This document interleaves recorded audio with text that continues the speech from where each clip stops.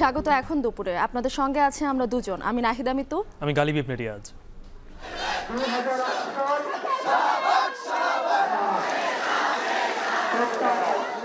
18 সাল থেকে যেভাবে নিয়োগ প্রক্রিয়া চলে আসছিল সেই নিয়োগ প্রক্রিয়া চলতে থাকবে। আন্দোলনকারীদের ব্যাপারে আদালত বলেছেন ক্লাসে ফিরে যাওয়ার জন্য, শান্তিপূর্ণ ব্যবস্থা বজায় রাখার জন্য তারা অবশ্যই এটা বন্ধ করে দিবে। তাদের অবস্থানে ফিরে যাওয়া উচিত, কারণ তাদের আন্দোলন করার এবং জনদুর্ভোগ বাড়ানোর কোনো যৌক্তিক কারণ এখন আর নাই। সংসদে আইন পাস করতে হবে, স্থায়ী সমাধান চাই। এভাবে আমরা তালবাহানা করতে পারবো না, পছন্দ করি না, ছাত্র সমাজ মানে না। যতক্ষণ না পর্যন্ত নির্বাহী বিভাগ থেকে এই সমস্যার যৌক্তিক সমাধান করবেন, কমিশন গঠন করে দিয়ে বৈষম্যমূলক কোটা বাতিল করে বাকি কোটার যৌক্তিক পুনর্বন্টনের মধ্য দিয়ে সংস্কার করবেন, ততক্ষণ পর্যন্ত আমরা রাজপথ ছাড়বো না। গালিব, দেখছিলাম যে কোটা বাতিল করে 2018 সালে পরিপত্র বহাল রেখেছে আপিল বিভাগ এবং 1 মাসের এই অবস্থা চলার পর কিন্তু নতুন রায় দেবে আদালত। এছাড়া এই সময়ে আইনজীবীদের মাধ্যমে আন্দোলনরত শিক্ষার্থীদের বিচারিক কার্যক্রমে অংশ নেওয়ার আহ্বান জানিয়েছেন আদালত। কিন্তু এর পরেও হতাশা আন্দোলনকারীরা, তারা বলছে যে যতদিন পর্যন্ত তাদের সন্তোষজনক যে তারা যেটা চাচ্ছে সেটা না হওয়া পর্যন্ত আন্দোলন চালিয়ে যাওয়ার ঘোষণা দিয়েছে বৈষম্য বিরোধী ছাত্র আন্দোলন।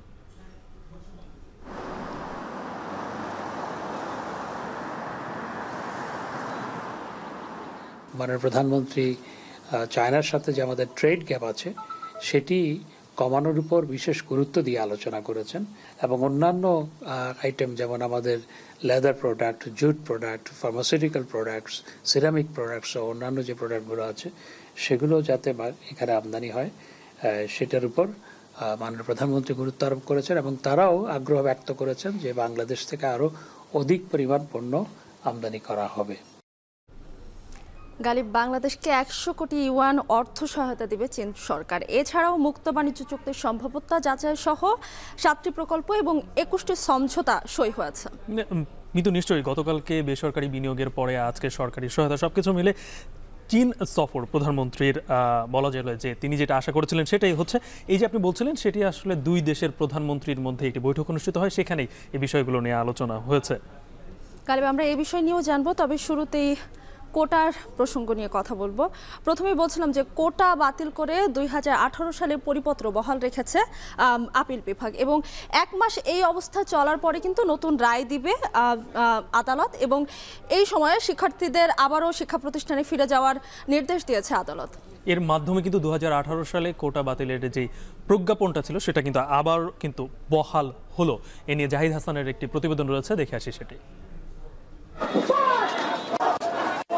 রাজপথে শিক্ষার্থী ও চাকরি প্রত্যাশীদের আন্দোলন, আরেকদিকে সর্বোচ্চ আদালতে কোটা থাকবে নাকি বাতিল হবে এমন পরিস্থিতি চলছে কয়েক সপ্তাহ ধরে। সরকারের কোটা বাতিলের প্রজ্ঞাপন হাইকোর্ট বাতিল করে রায় দেন 5 জুন। এর পরপরই রায়ের বিরুদ্ধে আপিল করে সরকার আর আন্দোলনে নামেন শিক্ষার্থীরা। এরকম পরিস্থিতিতে বুধবার প্রধান বিচারপতি ওবায়দুল হাসানের নেতৃত্বে 5 বিচারপতির আদালতে শুনানি হয়। শুনানির শুরুতেই অ্যাটর্নি জেনারেল আদালতকে জানান চলমান সরকারি পরীক্ষায় কোটা প্রয়োগ নিয়ে জটিলতা তৈরি হয়েছে, তাই হাইকোর্টের রায় স্থগিত করা দরকার।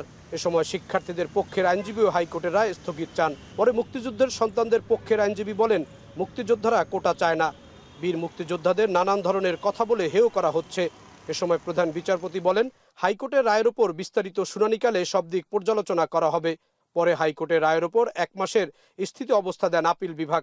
আদেশে প্রধান বিচারপতি বলেন আন্দোলন করে রায় পরিবর্তন করা যাবে না, শিক্ষার্থীদের ক্যাম্পাসে ফিরে যাওয়ার নির্দেশও দেন প্রধান বিচারপতি। তো আদালত উভয় পক্ষকে শুনানি করে ওনারা স্টেটাসকো দিয়েছেন সাবজেক্ট ম্যাটারে, অর্থাৎ এখন যে অবস্থায় আছে সেই অবস্থায় থাকবে। যেই কোর্ট যেই চাকরিগুলো যেগুলো চলমান আছে সেগুলো যেই অবস্থায় ছিল সেগুলো সবই ঠিক থাকবে এটা। আর এখন এই স্ট্যাটাসকোর কারণে হাইকোর্টের রায়টা এখন আর হচ্ছে না, এখন ওনাদের স্ট্যাটাসকোটাই কার্যকর হবে, বহাল হবে। এবং সুপ্রিম কোর্ট একটা কথা বলছেন, তাদের যদি কোনো গ্রিভান্স থাকে তারা যেন এখানে এসে পক্ষ হয়ে তারা বলতে পারে, সেটাও কিন্তু তাদের আদেশে এটা আছে। অতএব এখন আর কোনো যৌক্তিক তাদের কোনো কারণ নেই, তারা অবশ্যই এটা বন্ধ করে তাদের অবস্থানে ফিরে যাওয়া উচিত, কারণ তাদের কোনো আন্দোলন আর করার এবং জনদুর্ভোগ বাড়ানোর কোনো যৌক্তিক কারণ এখন আর নাই। শিক্ষার্থীরা আন্দোলন না করে আদালতে তাদের বক্তব্য জানাতেও পরামর্শ দেন সর্বোচ্চ আদালত। কেউ কেউ আন্দোলনে উস্কানি দিচ্ছে বলেও মন্তব্য করেন আদালত। এই স্থিতি অবস্থার ফলে দাঁড়ালো হাইকোর্টের জাজমেন্টও স্থগিত থাকবে এবং যে প্রজ্ঞাপনটা বাতিল করা হয়েছে সেই প্রজ্ঞাপনটাও স্থগিত থাকবে, বাতিল থাকবে। তার মানে হচ্ছে 18 সাল থেকে যেভাবে নিয়োগ প্রক্রিয়া চলে আসছিল সেই নিয়োগ প্রক্রিয়া চলতে থাকবে। আন্দোলনকারীদের ব্যাপারে আদালত বলেছেন তাদেরকে ঘরে ক্লাসে ফিরে যাওয়ার জন্য শান্তিপূর্ণ ব্যবস্থা বজায় রাখার জন্য ভাইস চ্যান্সেলরদেরকে বলেছেন শান্তিপূর্ণ পরিবেশ বজায় রাখা। আগামী 7 জুলাই কোটা ইস্যুতে পরবর্তী শুনানির জন্য দিন ধার্য করা হয়েছে। এই সময়ের মধ্যে হাইকোর্টের পূর্ণাঙ্গ রায়ের উপর আপিল শুনানির প্রস্তুতি নেবে রাষ্ট্রপক্ষ। কোটা পুনর্বহাল করে হাইকোর্টের রায়ের পর সরকার আপিল করলেও সব পক্ষের মধ্যে একটি শঙ্কা দেখা দেয় চলমান সরকারি নিয়োগ পরীক্ষায় কোটা প্রয়োগ করা হবে কিনা। তবে আপিল বিভাগের স্থিতি অবস্থা দেওয়ার মধ্য দিয়ে সরকারের কোটা বাতিলের সিদ্ধান্তই এখন পুনর্বহাল হলো। তবে বাংলাদেশের সরকারি চাকরিতে কোটার কি ভবিষ্যৎ হবে তার জন্য সব পক্ষকেই অপেক্ষা করতে হবে আপিল বিভাগের চূড়ান্ত সিদ্ধান্ত পর্যন্ত। জাহিদ হাসান, এখন ঢাকা। এদিকে কোটা ইস্যুতে স্থায়ী সংস্কার না হওয়া পর্যন্ত আন্দোলন চালিয়ে যাওয়ার ঘোষণা দিয়েছে বৈষম্য বিরোধী ছাত্র আন্দোলন। আপিল বিভাগের আদেশের প্রতিক্রিয়ায় সমন্বয়ক হাসনাত আব্দুল্লাহ বলেন, যতক্ষণ পর্যন্ত কমিশন গঠন না করে কোটা সংস্কার না করা হচ্ছে ততক্ষণ পর্যন্ত আন্দোলন চালিয়ে যাবেন তারা। পর্যন্ত নির্বাহী বিভাগ থেকে এই সমস্যার যৌক্তিক সমাধান করবেন, কমিশন গঠন করে দিয়ে বৈষম্যমূলক কোটা বাতিল করে বাকি কোটার যৌক্তিক পুনর্বন্টনের মধ্য দিয়ে সংস্কার করবেন, ততক্ষণ পর্যন্ত আমরা রাজপথ ছাড়ব না। গালিব, রাজধানী সহ সারা দেশে বাংলা ব্লকেট কর্মসূচিতে আছেন আন্দোলনরত শিক্ষার্থীরা। এ নিয়ে বিস্তারিত জানাতে আমাদের সঙ্গে যুক্ত হচ্ছেন আমাদের সহকর্মীরা। শাহবাগ থেকে যুক্ত হবেন সিফাত শাহরিয়ার এবং সায়েন্স ল্যাব এলাকা থেকে আছেন নাজমুস সাকিব। প্রথমেই যেতে চাই সিফাতের কাছে। সিফাত, নিশ্চয়ই শুনতে পাচ্ছেন। জানতে চাচ্ছিলাম যে কোটা পুনর্বহাল করে হাইকোর্টের রায় স্থিতাবস্থা দিয়েছে আপিল বিভাগ, এ নিয়ে কি বলছেন শিক্ষার্থীরা, কি কি তথ্য আছে জানাবেন। আমরা কি হাতিয়ে গিয়েছি? আচ্ছা, একটা গান শুনে আসি আমরা। দুঃখিত, আপনি শুনে আসি।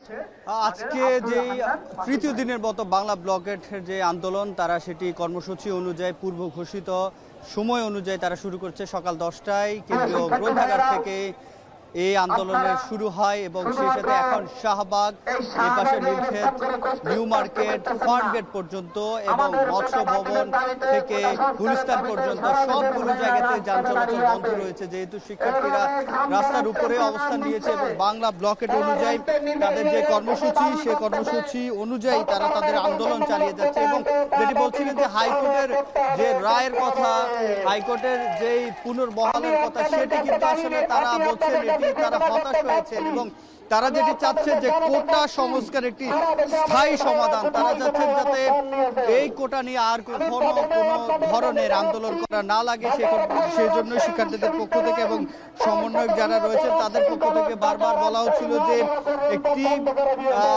আইন পাশ করে সংসদে যদি যেটি পাশ করা হয়, সেক্ষেত্রে কিংবা যদি সরকারের নির্বাহী বিভাগ থেকে লিখিত আকারে কোনো প্রতিশ্রুতি এই শিক্ষার্থীদেরকে দেয়া হয়, সেক্ষেত্রে তারা আন্দোলন থেকে সরে যাবেন। তা না হলে হাইকোর্টের যে রায় দিয়েছে, তারা যেটি বলছেন 1 মাসের যে স্থিতি অবস্থা দিয়েছেন সেটি তাদের গ্রহণযোগ্য না বলছেন তারা, এবং তারা যেটি বলছেন হাইকোর্টের এই রায়ের উপরে তারা আন্দোলন থামিয়ে রাখবেন না। তারা সরকারের সিদ্ধান্তের দিকে তাকিয়ে আছেন এবং তারা চাচ্ছেন সরকার একটি সিদ্ধান্ত জানাক, যাতে করে তারা একটি গ্রহণযোগ্য কোটার কথা বলেছেন। তারা বলছেন সর্বোচ্চ 5% কোটা রেখে এখন যে কোটা নীতি রয়েছে সেটি যদি সংস্কার করা হয়, সেক্ষেত্রে তারা তাদের যে চলমান আন্দোলন সেটি থেকে তারা সরে যাবেন। এবং এখান থেকে বারবার উচ্চারিত হচ্ছে যদি তাদের যে দাবি, এক দফা দাবি, সেটি যদি আদায় না করা হয় এবং সেই সাথে সেটি যদি দাবি মেনে না নেওয়া হয়, সেক্ষেত্রে তারা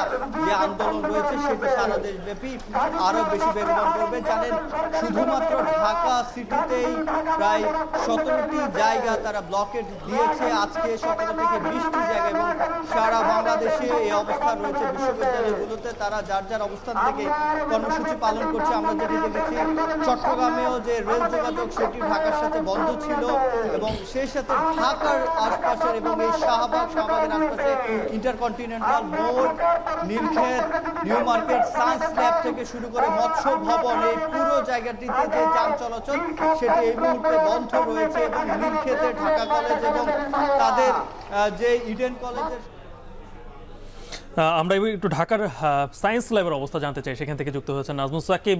নাজমুস, এই যে কোটা বিরোধী আন্দোলন শুরুর পরে যে পদক্ষেপটা নেওয়ার দরকার ছিল সেটা কিন্তু আজকে হয়েছে, আপিল বিভাগ থেকে একটা রায় এসেছে, কিন্তু এখানে এখন পর্যন্ত আপিল বিভাগ বলছে যে শিক্ষার্থীদেরকে শিক্ষা প্রতিষ্ঠানে ফিরে যেতে, কিন্তু শিক্ষার্থীরা কি বলছে?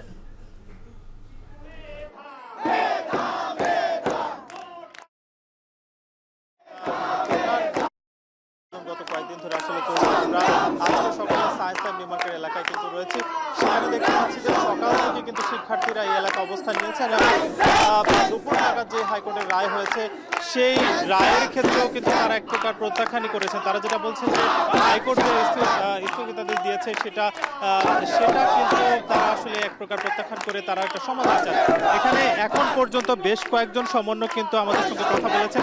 তারা যেটা জানাচ্ছেন যে তারা একটা সুষ্ঠু সমাধান চান আসলে, কারণ তারা যেটা আশঙ্কা করছেন 2018 সালে যেহেতু এটার উপরে একটা রায় হয়েছে, সেটা নতুন করে আবার হাইকোর্টে যাওয়ার ফলে সেটা তারা দেখতে পাচ্ছে যে কোটা কিন্তু এক প্রকার বহাল রয়েছে। ফলে তারা কিন্তু একটা আজকে সুষ্ঠু সমাধানের জন্যই তারা কিন্তু এখানে বসেছে। আমরা সমন্বয়করা যেটা জানাচ্ছেন যে গত কয়েকদিন ধরে তারা যে আন্দোলন করছেন, আজকেও সেই একই ধারায় তারা আন্দোলন করছেন, এবং এটার যদি সমাধান না হয় তারা কিন্তু ঘোষণা করছেন যে আগামী কয়েকদিন তারা আরো বেশ কিছু কর্মসূচি দেবেন।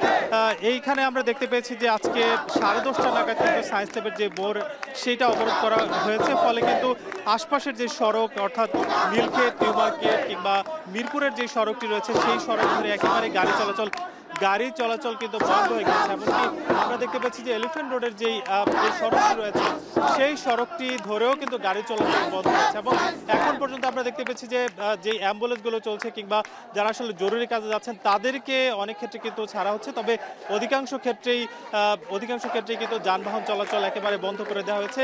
এবং সকাল থেকে যারা আছেন শিক্ষার্থীরা, তাদের আসলে সবশেষ একটাই দাবি যে এই কোটা ব্যবস্থার একটা সংস্কার হোক, এবং বারবারই বলা হয় যে অন্যান্য যে কোটা রয়েছে মুক্তিযুদ্ধ ছাড়া সেই কোটাগুলোর যাতে সংস্কার হয়, এবং তারা দাবি করছেন যে 5% কোটা যাতে বহাল রাখা হয়।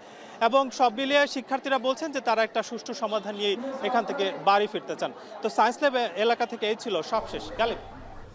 গালিব, আমরা রাজধানীর 2টি পয়েন্টের চিত্র কিন্তু দেখছিলাম। এদিকে কিন্তু মহাখালীতে হাইকোর্টের রায়ের পর কিন্তু তারা আন্দোলন তুলে নিয়েছে, এবং সেখানে শিক্ষার্থীরা যে সড়ক অবরোধ করেছে সেটাও তুলে নিয়েছে। সে বিষয়ে জানাতে আমাদের সঙ্গে যুক্ত হয়েছেন সহকর্মী আরিফ হোসেন। আরিফ, জানতে চাচ্ছিলাম যে আন্দোলনরত শিক্ষার্থীরা তো একটা দীর্ঘ সময় সড়ক অবরোধ রেখেছিল, এখন কি অবস্থা দেখছেন এবং যান চলাচল স্বাভাবিক হয়েছে কিনা জানাবেন।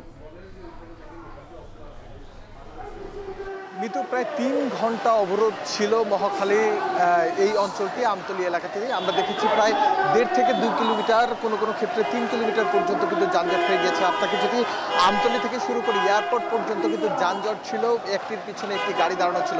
আমরা সাধারণ মানুষের সাথে কথা বলেছি, শিক্ষার্থীদের সাথে কথা বলেছি। শিক্ষার্থীরা বলছে যে এই যে আন্দোলনটি তারা করছে এটি কিন্তু দেশের সব মানুষের জন্য, এটি শুধু তাদের ব্যক্তিগত আন্দোলন নয়, কারণ একটি বৈষম্যের বিরুদ্ধে তারা আন্দোলন করছে, এবং এই যতক্ষণ পর্যন্ত পুরোপুরিভাবে কোটা তুলে নেওয়া না হবে, অর্থাৎ 5 থেকে 10% কোটা থাকতে পারে এমন দাবি তারা করছেন পিছিয়ে পড়া জনগোষ্ঠীর জন্য। তবে মুক্তিযোদ্ধার যে কোটার কথা বলছেন সেটিও থাকতে পারে, সেক্ষেত্রে হলো যে কত % পর্যন্ত থাকবে সেটি আলোচনার টেবিলেই সিদ্ধান্ত নেওয়া হবে এমনটা তারা জানিয়েছেন। তবে এখন পর্যন্ত কোটার যেই আন্দোলনটি আপনি বৃষ্টির পিছনে দেখতে পাচ্ছেন, তারা রাস্তার মাঝখানে দাঁড়িয়ে আছে, 2 পাশ থেকে কিন্তু গাড়ি চলছে।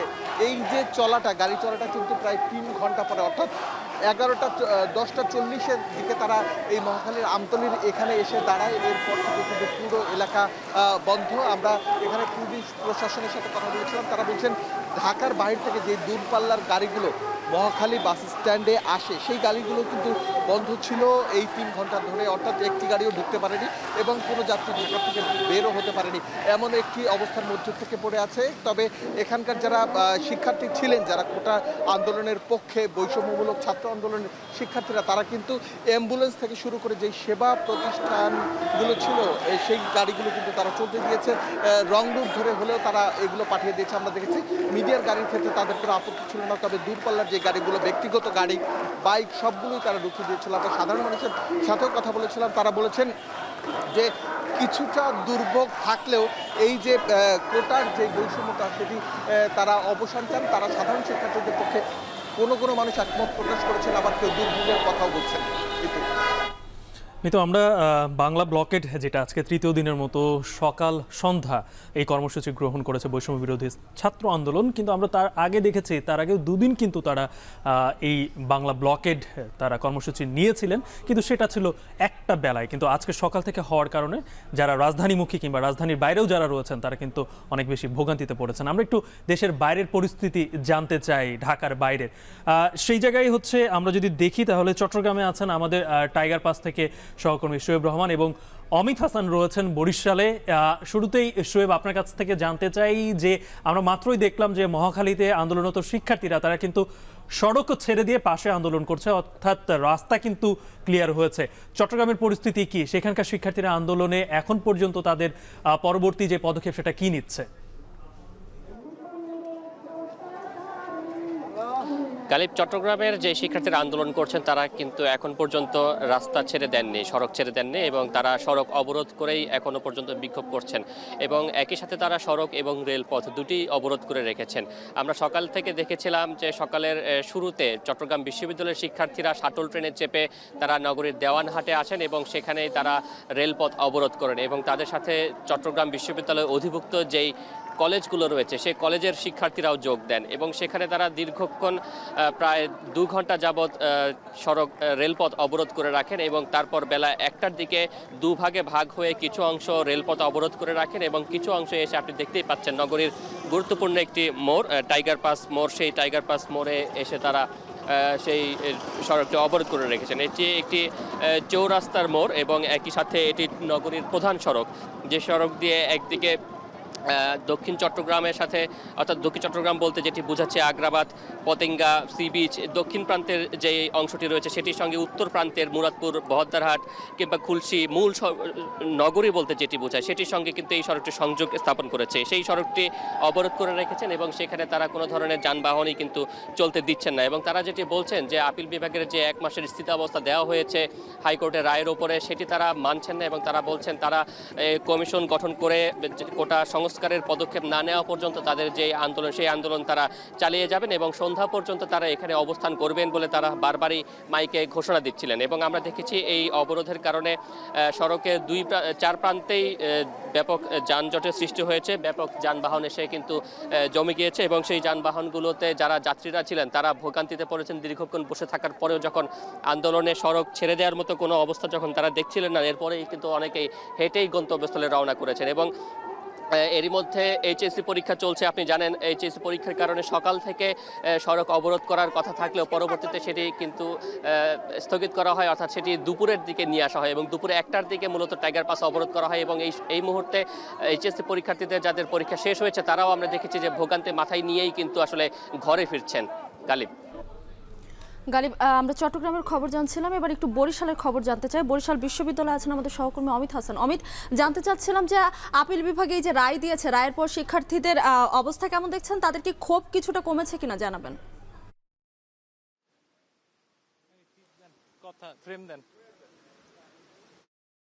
শিক্ষার্থী রয়েছেন তারা কিন্তু এই বরিশাল কুয়াকাটা মহাসড়ক যেটি রয়েছে সেটি কিন্তু অবরোধ করে রেখেছেন এবং অবস্থান কর্মসূচি পালন করছেন এবং এক্ষেত্রে কিন্তু বিভিন্ন বিভাগের যারা শিক্ষার্থী রয়েছেন তারা কিন্তু এখানে অংশ নিচ্ছেন এবং তাদের একটি দাবি রয়েছে যে কোঠা সংস্কার পদ্ধতি বাতিল করতে হবে এবং তাদের যে দাবি সেটি না মানে না পর্যন্ত তারা কিন্তু এই অবস্থান কর্মসূচি প্রত্যাহার করবেন না এবং এভাবেই কিন্তু তারা আন্দোলন করে যাবে। এবং হাইকোর্টের যে রায় কিংবা স্থগিত করা হয়েছে 4 সপ্তাহের জন্য তাদের রায়, সেটি কিন্তু আসলে তারা কোনোভাবেই মানছেন না। তারা সেটি অপেক্ষা করে বিপক্ষ করেই কিন্তু তারা এই আন্দোলন কর্মসূচি পালন করছেন এবং বিক্ষোভ মিছিল চালিয়ে যাচ্ছেন। এবং এই বিক্ষোভ করার ফলে কিংবা এই যে অবরোধ করার ফলে কিন্তু দুই পাশে ঢাকা বরিশাল এবং কুয়াকাটা মহাসড়কের যে দুই প্রান্ত রয়েছে সেখানে কিন্তু তীব্র যানজটের সৃষ্টি হচ্ছে, ভোগান্তিতে পড়ছেন যারা সাধারণ যাত্রী রয়েছেন এবং অনেকেই কিন্তু হেঁটেই এই রাস্তাটুকু আসলে পার হয়ে এপার থেকে ওপার যাচ্ছেন। এবং এখানকার যারা আন্দোলনকারী রয়েছেন তাদের একটি দাবি রয়েছে, সরকারি চাকরির সকল গ্রেডে বৈষম্যমূলক কোটা বাতিল ও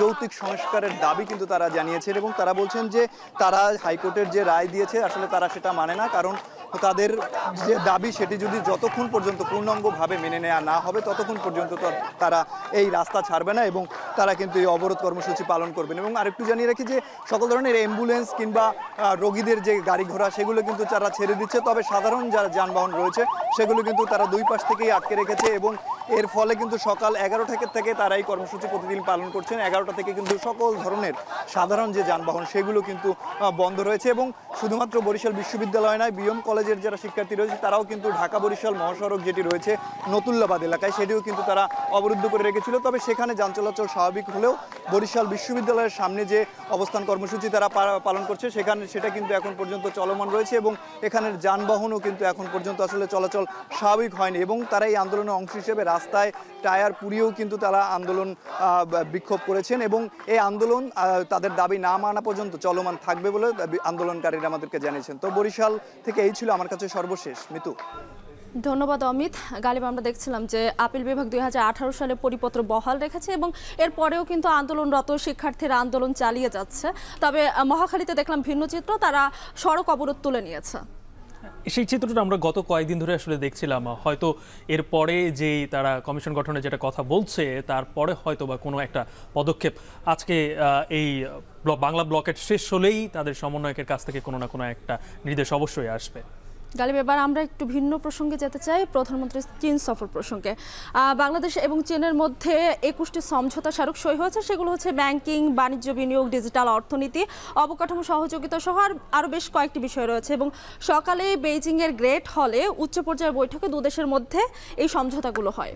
এবং যে মুক্ত বাণিজ্য নিয়ে আমরা অনেকদিনই কথা বলি এবং চীনের সাথে মুক্ত বাণিজ্যের এই যে যৌথ সম্ভবতা সমীক্ষা যাচাই সহ আরও 7টি প্রকল্পের ঘোষণা এসেছে। এবং আজকেই কিন্তু প্রধানমন্ত্রীর চীন সফর শেষ হচ্ছে এবং তিনি বাংলাদেশে বিমানের বিশেষ একটি ফ্লাইটে বেইজিং ছাড়বেন। সেখানে আছেন আমাদের সহকর্মী দেবরাজ দেব, সেখান থেকে তিনি প্রতিবেদন করেছেন। প্রধানমন্ত্রী শেখ হাসিনার চীন সফরের তৃতীয় ও শেষ দিনে স্থানীয় সময় সকাল 11টায় চীনের দ্য গ্রেট হল অব পিপলে প্রধানমন্ত্রী শেখ হাসিনাকে লাল গালিচা সংবর্ধনা জানান চীনের প্রধানমন্ত্রী লি চিয়াং। এর পরপরই দ্বিপাক্ষিক বৈঠকে অংশ নেন দুই প্রধানমন্ত্রী। বৈঠক শেষে প্রধানমন্ত্রীদের নেতৃত্বে প্রতিনিধি দলের সাথে সমঝোতা স্মারক নিয়ে আলোচনা হয় দুদেশের। বৈঠকে 21টি সমঝোতা স্মারক সইয়ের ব্যাপারে সম্মত হয় দুপক্ষ। প্রধানমন্ত্রীদের উপস্থিতিতে এই স্বাক্ষর অনুষ্ঠান অনুষ্ঠিত হয়। এবারের সফরে বেশ কয়েকটি নতুন সমঝোতা সহ বেশ কিছু পুরাতন সমঝোতা স্মারক নবায়ন হয়েছে, যেখানে রয়েছে আর্থিক, প্রযুক্তি, কৃষি, অবকাঠামো সহ বেশ কয়েকটি খাত। এছাড়া দুদেশের মুক্ত বাণিজ্যে চুক্তির সম্ভাব্যতা যাচাই সহ 7টি ঘোষণাপত্র হয়। চীনের প্রধানমন্ত্রীর সাথে রোহিঙ্গা সমস্যা সমাধানে তাদের সহায়তা কামনা করেছেন এবং মাননীয় প্রধানমন্ত্রী চায়নার সাথে যে আমাদের ট্রেড গ্যাপ আছে সেটি কমানোর উপর বিশেষ গুরুত্ব দিয়ে আলোচনা করেছেন এবং সেই ক্ষেত্রে চাইনিজ প্রধানমন্ত্রীও বাংলাদেশ থেকে আরও বেশি পণ্য আমদানির কথা তিনি বলেছেন এবং এই ক্ষেত্রে তারা যে আম আমদানি করতে যাচ্ছে সেটি বলেছেন এবং একই সাথে আমাদের কাঁঠাল এবং পেয়ারা এই দুটি পণ্য, কৃষি পণ্য আমদানি করার ব্যাপারে তারা পরীক্ষা নিরীক্ষা শুরু করেছেন বলে জানিয়েছেন এবং অন্যান্য আইটেম যেমন আমাদের leather product, jute product, pharmaceutical products, ceramic products ও অন্যান্য যে প্রোডাক্টগুলো আছে সেগুলো যাতে এখানে আমদানি হয় সেটার উপর মাননীয় প্রধানমন্ত্রী গুরুত্ব আরোপ করেছেন এবং তারাও আগ্রহ ব্যক্ত করেছেন যে বাংলাদেশ থেকে আরও অধিক পরিমাণ পণ্য আমদানি করা হবে। চীন সরকারের তরফ থেকে নগদ 1 বিলিয়ন চীনা মুদ্রা অর্থ সহযোগিতার ঘোষণাও দেন চীনা প্রধানমন্ত্রী। এছাড়া ব্রিক্সে যোগ দেওয়ার ব্যাপারে চীনের তরফ থেকে প্রতিশ্রুতির কথাও জানান পররাষ্ট্রমন্ত্রী। চায়নার মাননীয় প্রধানমন্ত্রী বাংলাদেশের ইনফ্রাস্ট্রাকচার বিল্ড আপ করার ক্ষেত্রে তাদের যে প্রেজেন্স এই পর্যন্ত তারা যে কাজগুলো করেছে সেগুলোর যেমন বর্ণনা করেছেন, ইনফ্রাস্ট্রাকচার বিল্ড আপের ক্ষেত্রে তাদের অব্যাহত সহযোগিতার কথা বলেছেন। সুতরাং এই RMBটা আসলে আমাদের নিড অনুযায়ী সেটি ব্যবহার করা হবে। $1 বিলিয়ন। প্রধানমন্ত্রীর সফরে চীন বাংলাদেশের বাণিজ্য ঘাটতি কমানোর ওপরও জোর দেওয়া হয়েছে। সফরের শেষ দিনে এসেও বারবার উঠে আসলো চীন বাংলাদেশের বন্ধুত্বপূর্ণ সম্পর্কের কথা, যে সম্পর্ক 2025 সালে 50 বছরে গিয়ে ঠেকবে এবং সেই সময়টাকে উদযাপন করতেও সম্মত হয়েছে দুই সরকার প্রধান। চীনের বেইজিং শহর থেকে দেবরাজ দেব এখন। গালিব, চীন সফরের তৃতীয় দিনে প্রধানমন্ত্রী শেখ হাসিনার কি কি কর্মসূচি রয়েছে সে বিষয়ে জানাতে আমাদের সঙ্গে বেইজিং থেকে সরাসরি যুক্ত হচ্ছেন আমাদের সহকর্মী দেবরাজ দেব। দেবরাজ, চীনের প্রেসিডেন্ট শি জিনপিং এর সঙ্গে প্রধানমন্ত্রী বৈঠকে আজ কোন কোন বিষয়গুলো উঠে আসতে পারে বিস্তারিত জানাবেন।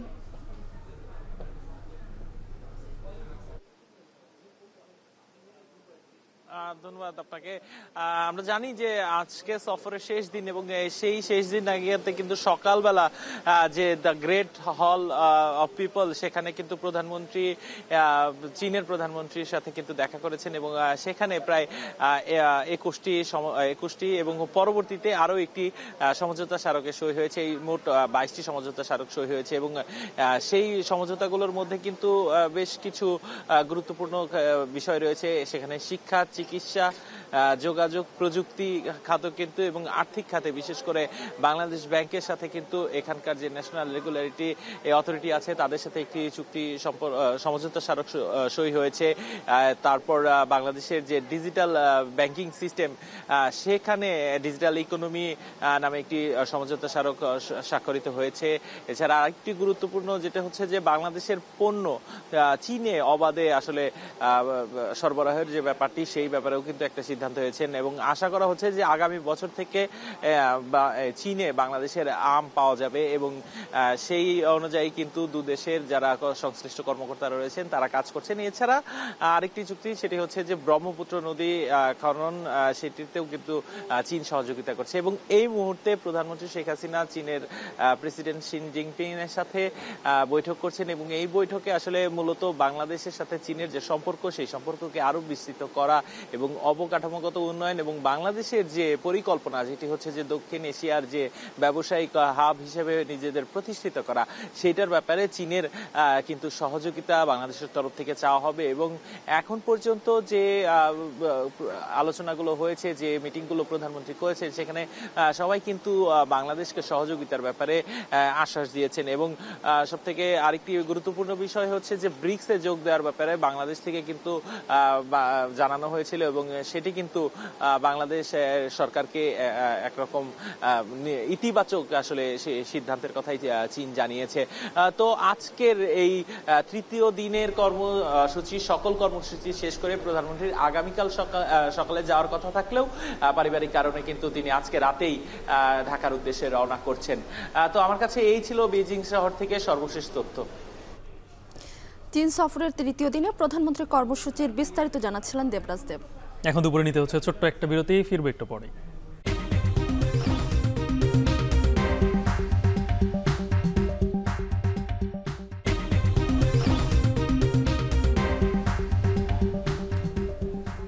বিরতির পর আবারও ফিরে এলাম। দেখছেন এখন দুপুর। গালিব, একটু শিশুদের বিষয় নিয়ে আলোচনা করতে চাই।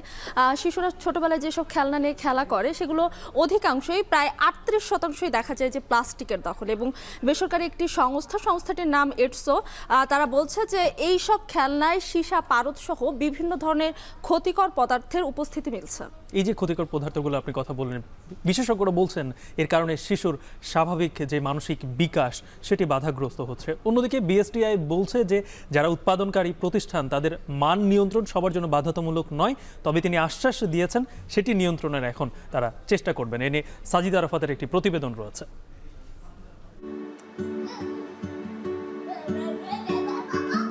চার দেয়ালে বন্দি শিশুর সাজানো বাগান। আকাশের নীল আর মাঠের সবুজ খুব একটা চেনা নয় তাদের কাছে। প্লাস্টিকময় ঘরবন্দি শৈশব।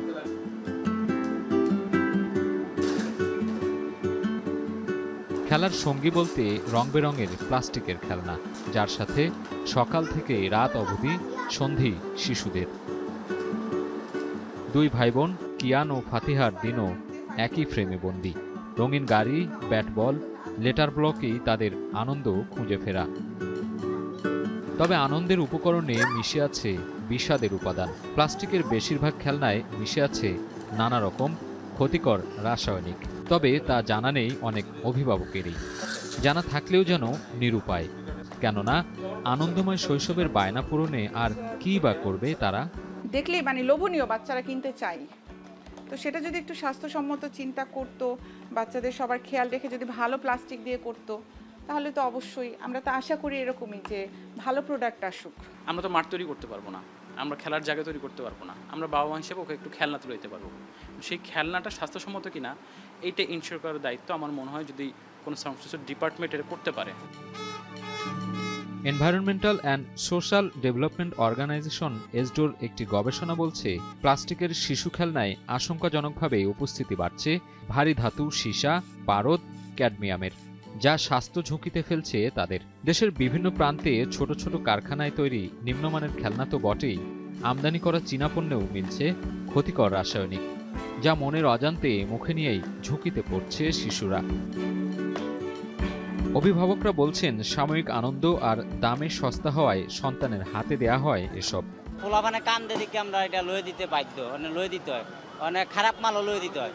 নদী অথবা পার্কে বা শিশু খেলনাগুলো যদি বাড়ালায় তাইলে অত এগুলোর প্রতি আকর্ষিত কম হবে। আর যেখান থেকে তৈরি হয় ওখান থেকে যদি বন্ধ হয় তাহলে তো আমাদের হাতের কাছে এটা আসবে না, বাচ্চারাও চাইবে না। সংস্থাটির পরিসংখ্যান বলছে, দেশের খেলনা বাজারের সর্বোচ্চ ৩৮% প্লাস্টিকের দখলে।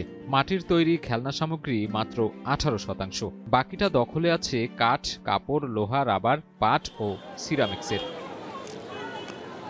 ছোট ছোট শিশুদের শৈশবকে রাঙিয়ে তুলতে হাতে তুলে দেয়া হচ্ছে প্লাস্টিকের বিভিন্ন ধরনের খেলনা। তবে এর বেশিরভাগই মানহীন পণ্য। দেশের বিভিন্ন সংস্থার গবেষণায় উঠে এসেছে, এসব প্লাস্টিকের খেলনা তৈরিতে সীসা, ক্যাডমিয়ামের মতো ক্ষতিকর রাসায়নিক ব্যবহার করা হচ্ছে, যা শিশু স্বাস্থ্যের জন্য চরম ঝুঁকিপূর্ণ। এসব প্লাস্টিকের খেলনা একদিকে যেমন শিশু স্বাস্থ্যের উপর প্রভাব ফেলছে, তেমনি শিশুদের সুন্দর ভবিষ্যৎকেও ফেলছে ঝুঁকির মুখে। 2013 থেকে 2023 সাল পর্যন্ত করা দুটি গবেষণায় দেখা যায়, প্লাস্টিকের খেলনা তৈরিতে সীসার ব্যবহার বেড়েছে প্রায় 83%। অন্যদিকে ক্যাডমিয়ামের উপস্থিতি বেড়েছে 55%। প্রতিবেদনে বলা হয়, বিভিন্ন ধরনের 40টি খেলনা পরীক্ষা করে পাওয়া যায় ক্ষতিকর রাসায়নিক উপাদান। দেশের বিভিন্ন কারখানায় বেশিরভাগ প্লাস্টিকের খেলনা তৈরি হচ্ছে নিয়ম বহির্ভূতভাবে। নারায়ণগঞ্জের এই কারখানা ঘুরে দেখা যায়, মানা হচ্ছে না কোনো স্বাস্থ্যসম্মত বিধি। কি পরিমাণ রাসায়নিকের উপস্থিতি থাকবে তা নিয়েও নেই কোনো সচেতনতা। এমনকি বিক্রেতারাও জানেন না এর ক্ষতিকারক দিক। উৎপাদন লেভেলে ওদের ওখানে করতে পারে বা থাকতে, এটা আসলে আমাদের তো শোরুম দোকান বেসিস, আমরা আসলে ওই তথ্যটা তো জানা নাই। না, ওটা আমার জানা নাই। ওটা হেরা কীভাবে তৈরি করে আর আমরা কিনা নিয়ে বিক্রি করি। কোম্পানির মান নিশ্চিত করে সেটা আমার অবশ্য জানা নাই, তবে তারা কোয়ালিটি সম্পূর্ণ মাল তৈরি করে আমাদেরকে দেয়। গবেষকরা বলছেন, প্লাস্টিকের শিশু খেলনা তৈরিতে দরকার নির্দিষ্ট নীতিমালা। প্লাস্টিক বন্ধনটা বানায় এবং সেটার মান নিয়ন্ত্রণ করে কিনা, সেটা ইন্ডাস্ট্রিয়ালাইজেশন হইতেছে কিনা, যারা ইন্ডাস্ট্রিতে বানায় নিচ্ছি তারা এটাতে ব্যবসা করে, সেইখানে আপনাদের কাজ করতে হবে, বা আপনাদের না তাদেরই কাজ করতে হবে যে এটা আমি যে প্রোডাক্টটা বানালাম এটা আসলে মানসম্মত হচ্ছে কিনা, এটার বাচ্চাদের ক্ষতি হইতে পারে কিনা, সে তারা যদি মান নিয়ন্ত্রণ করে দেয় তাইলে আর কোনো অসুবিধা নেই। এটা নিশ্চিত করতে হবে যে আমার বাচ্চার খেলনায় যে রঙই থাকুক না কেন সেটা নিরাপদ হতে হবে, অর্থাৎ সেটা সীসা মুক্ত হতে হবে। এখানে একটা নীতিমালা করতে হবে, নীতিমালার মাধ্যমে বলতে হবে যে খেলনায় কোনোভাবেই সীসাযুক্ত রং ব্যবহার করা যাবে না, বা এই রং ব্যবহার করার খেলনা আমদানি করা যাবে না। অর্থাৎ আমদানির ক্ষেত্রেই কিন্তু আমার এই নিষেধাজ্ঞাটা প্রযোজ্য করতে হবে। স্বাস্থ্য বিশেষজ্ঞরা বলছেন, মানহীন প্লাস্টিকের খেলনায় থাকা ক্ষতিকারক পদার্থ শিশুর জন্য হুমকির কারণ হয়ে দাঁড়াতে পারে। কিডনি, ফুসফুসের ক্ষতি ছাড়াও শারীরিক বিকাশ ব্যাহত হওয়ার শঙ্কা তাদের।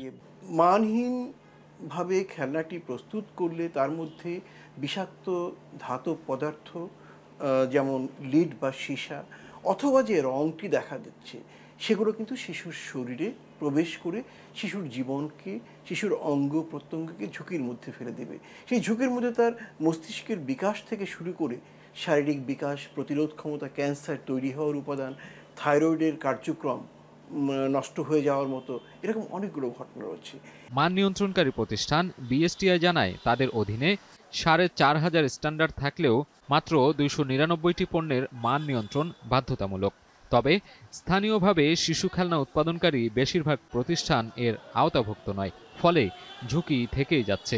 যদিও তা মোকাবিলায় ক্ষতিকর প্লাস্টিকের খেলনার উৎপাদন, আমদানি, বাজারজাত ও মান নিয়ন্ত্রণে প্রয়োজনীয় ব্যবস্থা নেওয়ার আশ্বাস বিএসটিআই এর।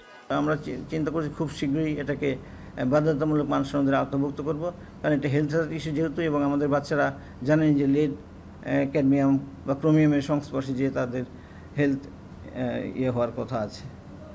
তো আমরা আশা করি যে নেক্সট কাউন্সিলে আমরা আমাদের স্ট্যান্ডার্ড কম্পালসারি করার কিছু নিয়ম আছে, সেই নিয়মে আমরা আশা করছি যে খুব শীঘ্রই কাউন্সিল মিটিংয়ে এটা উপস্থাপন করে আমরা বাধ্যতামূলক পণ্য মার্কের আওতায় নিয়ে আসবো। বিশেষজ্ঞরা বলছেন শিশুর শৈশবকে ফুলেল করতে যে কোনো মূল্যে কমাতে হবে প্লাস্টিকের দাপট।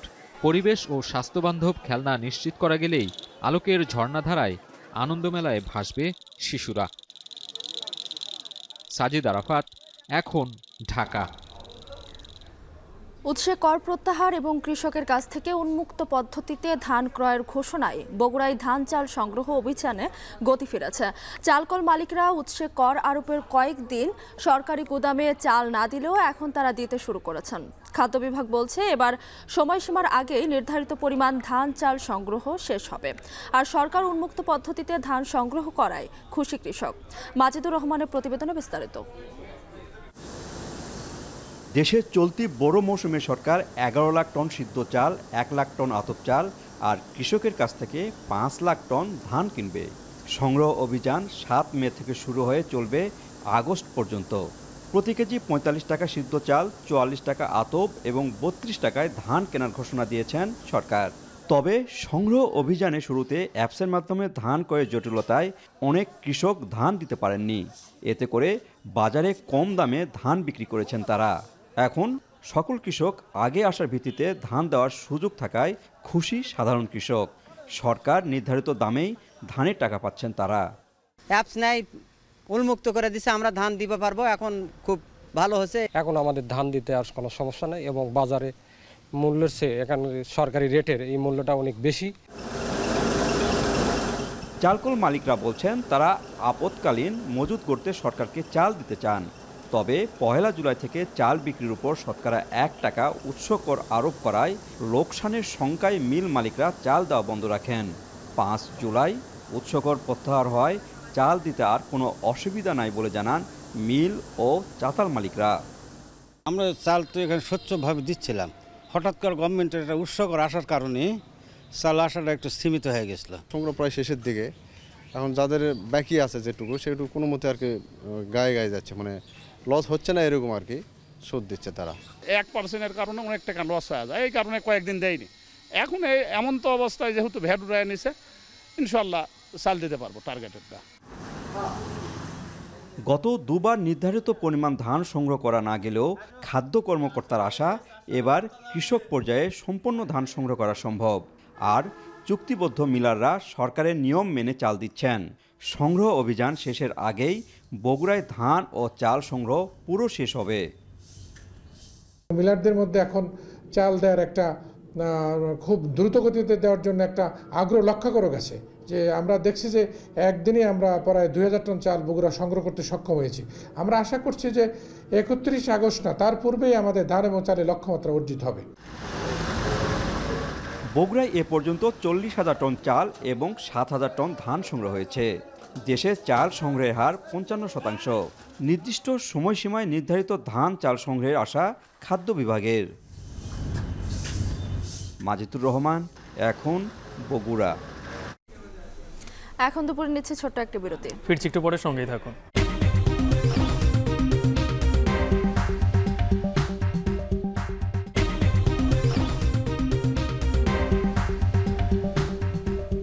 বিরতির পর আবারও স্বাগত। আপনারা দেখছেন এখন দুপুর।